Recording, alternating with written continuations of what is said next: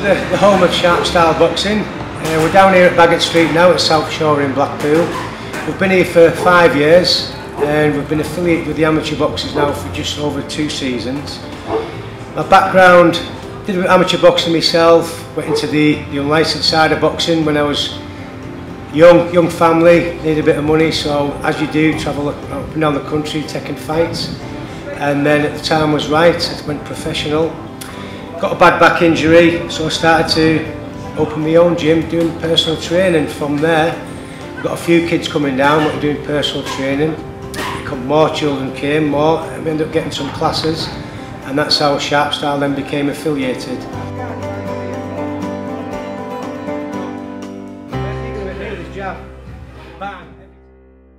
We're here VIPtv down at Sharpestyle ABC with Andy Abrol.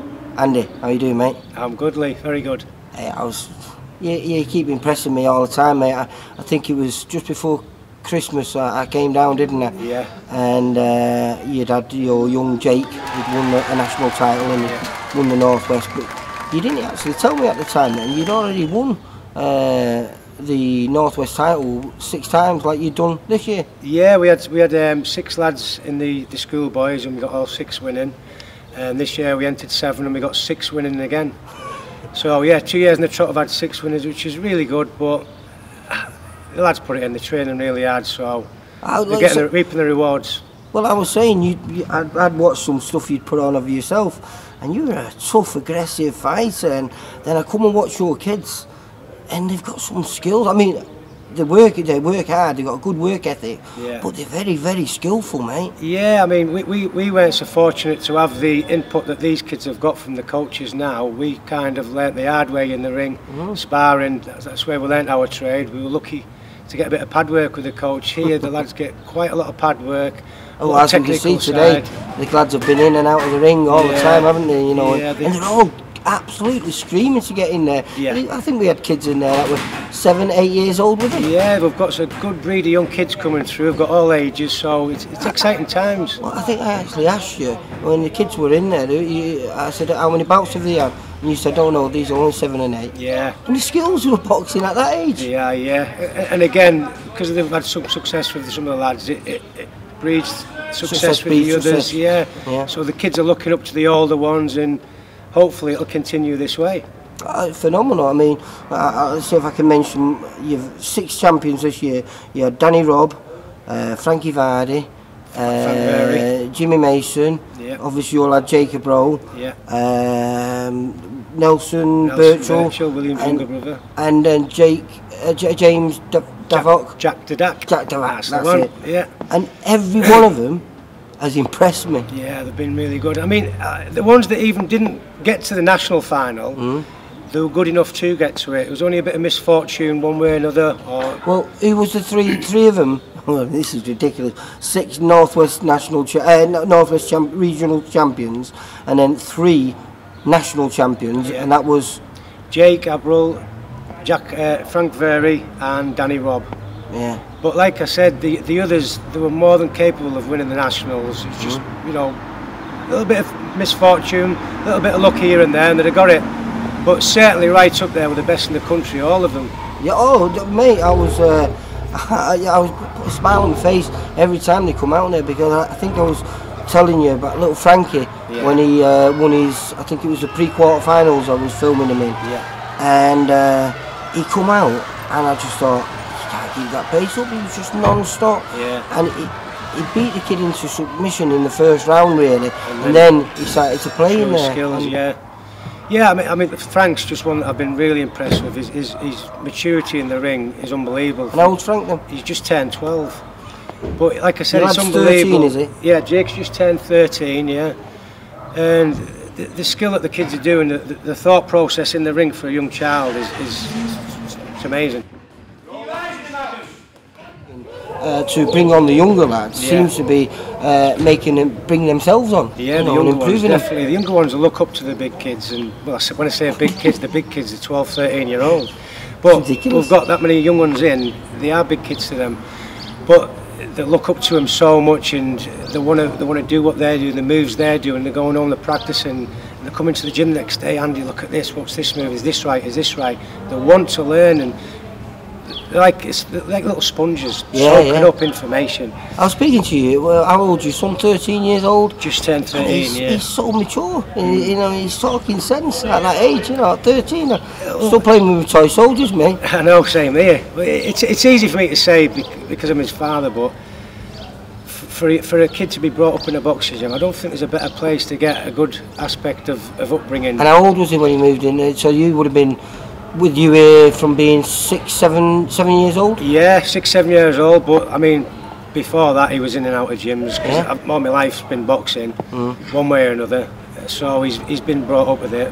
It's good for him, you know. For me, most boxing gyms, like filter systems, your bullies and your hard cases get found out and all you're left with is the good. Yeah. And when you walk in most boxing gyms, you know, people think I was scared to come. And the new clients that we get, I was pretty nervous about coming, and I didn't expect this. It's just full of nice people. Well, when we were talking about that before, and you know, the kids padding one another and helping one another to improve, I also noticed when you got the better lads moving around with the young kids, you were like, you know, 20%, 10% with them, you know what I mean? Just let them get that. But it helps to build the other kids, the young kids' confidence. Definitely. And also, it helps you to learn to box on your back foot as well. Yeah. You know, because you're having to move away from these guys. You can't be your natural aggressive style that some of your lads have. Yeah, but I say to a lot of the kids, you know, if you're in the ring and you're training and someone's not as good as you, you're not going to learn nothing by hitting them. You can hit them at will.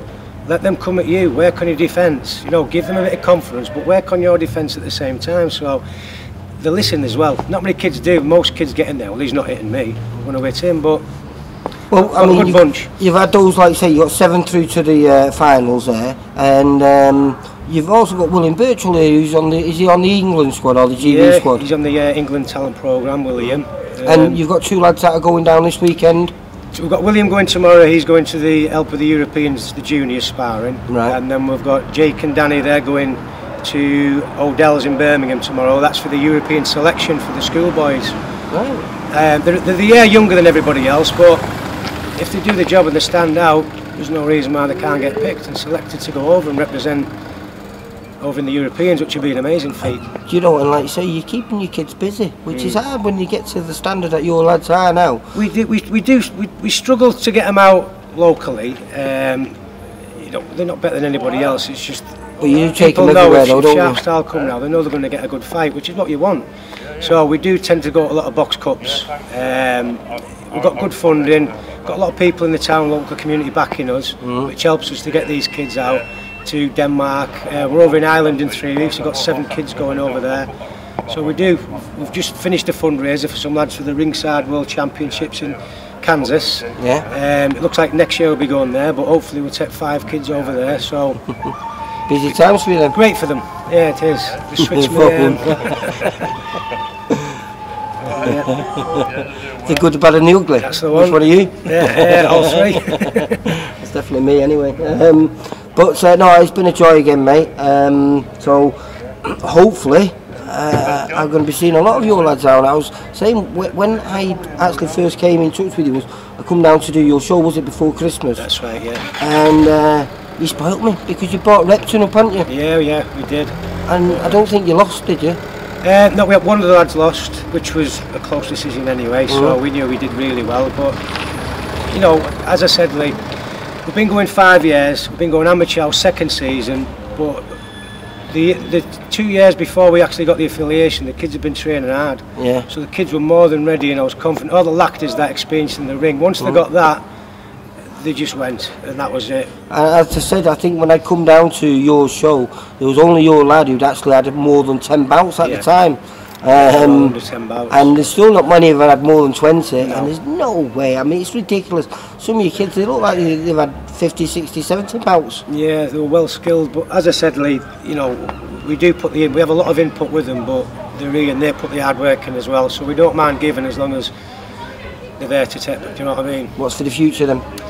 Future, just to keep going as we're going and just keep this, what did you call conveyor belt. Keep this conveyor belt going, fingers crossed. And hopefully some of these kids can make something for themselves. So what were the weight divisions that they all won in then, in the schoolboys? We went from Frank 36 kilo, Danny 43 kilo, which William won last year for us, so it was 2 at 43. And Jake's He's going to go up a lot bigger than his daddy when at 48 kilo. Yeah, he's filling out now, isn't he? Yeah. He's filled out since, like I say, that was only 7 months ago, I think, when I come down and filmed. Yeah, he's and I think he's put a few inches on your height as well, and he's filling out. Definitely.